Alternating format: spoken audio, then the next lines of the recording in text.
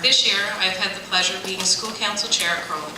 I have 2 children currently attending Crowland, Brittany in grade 5 and Samantha in grade 3. I chose to take on this position knowing that the school was under review this year. The whole position was new to me. I've always been an active parent volunteer at Crowland. I wanted to make my children proud. I wanted to show them that when you truly believe something is worth fighting for, you stand up and fight. You have your voice heard. I honestly thought that would be the case when working with the committee comprised of other parents fighting for the same reasons. I had no idea what I was up against.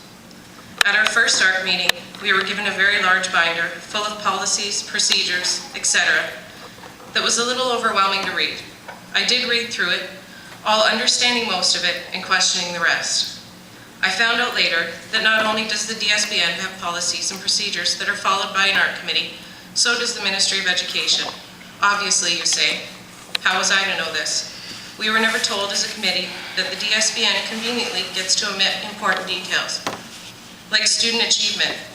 If it is one of the DSBN's goals and did not have any effect on the schools involved, then why remove it? It clearly shows intent to eliminate a school that achieves.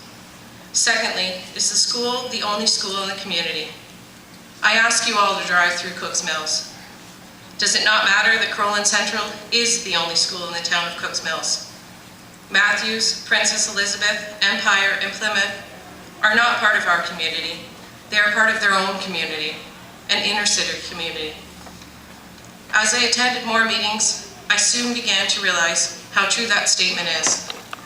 I never felt as if I or our school were part of the East Welland community. We are a rural area located in the center of Cooks Mills, surrounded by farms, forests, and an incredibly close community. A community that comes together when one of us is grieving, celebrating, injured, or sick. When my husband was diagnosed 7 years ago with leukemia, we were 2 months into building the house we are currently living in, just down the street from Crowland. And yes, we did move to Cooks Mills just for the school. We had just had drywall delivered and an exterior that needed finishing, a yard that was nothing but mud. News spread quickly through the whole community. We had neighbors finishing our exterior, delivering meals and fresh vegetables, and the list goes on. I believe that Crowland is different, not better, just different.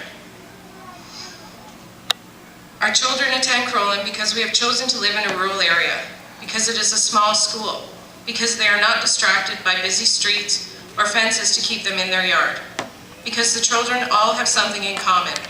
They farm, hunt for birds, bugs, snakes, frogs on their own property. The children ride their four-wheelers, snowmobiles, and dirt bikes in their own backyard. I did, however, realize that the other 4 schools have a lot in common. They are in the city, a place that we have chosen not to live. How could they understand what we were fighting for? If we had any doubt that a small rural school was not the best for our children, then we would have sent them into the city. I was truly the minority at the ARC, coming from the rural school.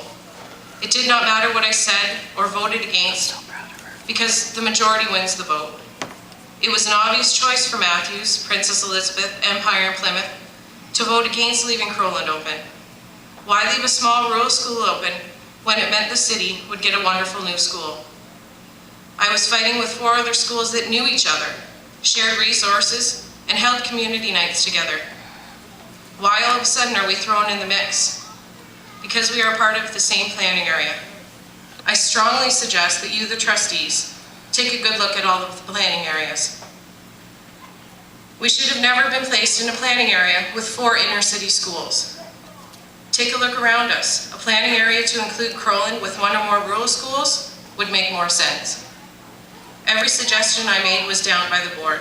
Extend our boundaries? That would create a disadvantage to other schools, I was told.